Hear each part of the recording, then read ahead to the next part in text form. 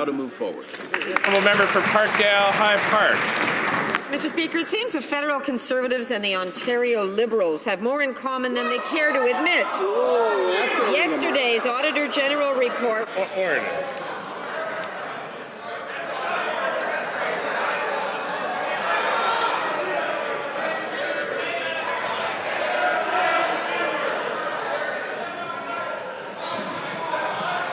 I thought we were back on track after the first half of PP, and it was my hope that this week would go rather smoothly.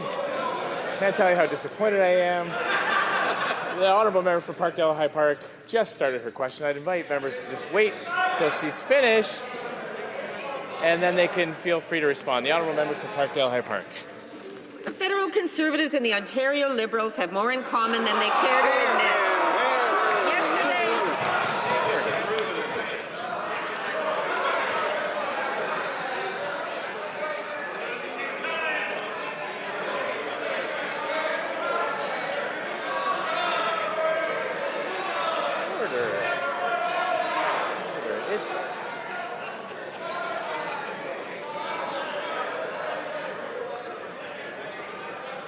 They say the soul of wit is brevity, not repetition.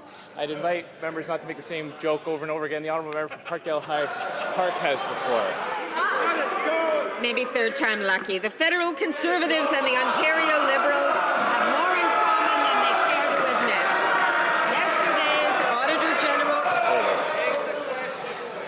That has taken up a great deal of time, so we'll have to find that somewhere else. But I will maybe say to the member from Parkdale-High Park that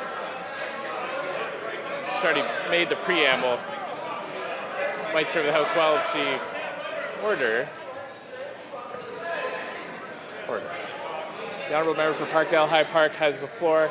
Let's let her put the question. Right, we're trying. She's trying. The federal Conservatives and the Ontario Liberals have more in common than they care to admit.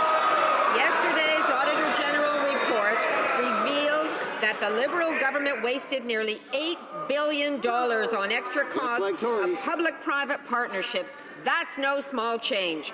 Yet in spite of this evidence, the Conservatives are forcing municipalities to go to public-private partnerships for local infrastructure, adding time and cost to badly needed construction projects. Are Conservatives really happy following the Liberal example of misspending billions on P3s?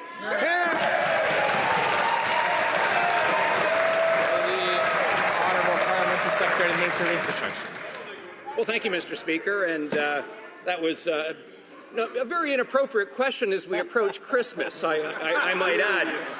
Mr. Speaker, our government believes that in certain circumstances there are appropriate projects, infrastructure projects, where P3s are applicable. Right. Why, on this side of the House, do we believe that, Mr. Speaker? Because we are concerned about value for taxpayers, Mr. Speaker. P3s offer value for taxpayers. They stretch the taxpayer dollar. Mr. Speaker, it is this Conservative government that is renewing infrastructure and enhancing the quality of... The honourable member for Parkdale-High Park. Wow, the truth hurts. $8 billion on P3s.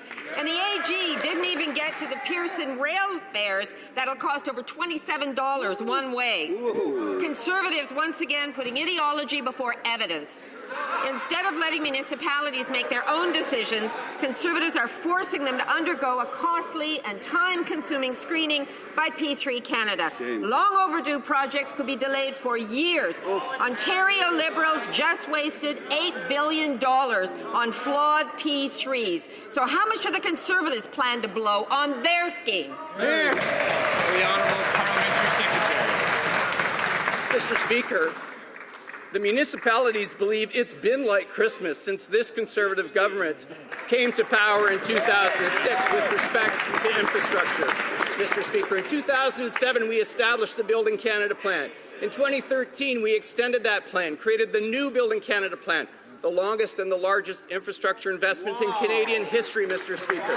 Open for business since March, already numerous projects have been approved, representing hundreds of millions of dollars. It is this Conservative government that is making record investments in infrastructure, renewing infrastructure, and enhancing the quality of life for Canadians. The Honourable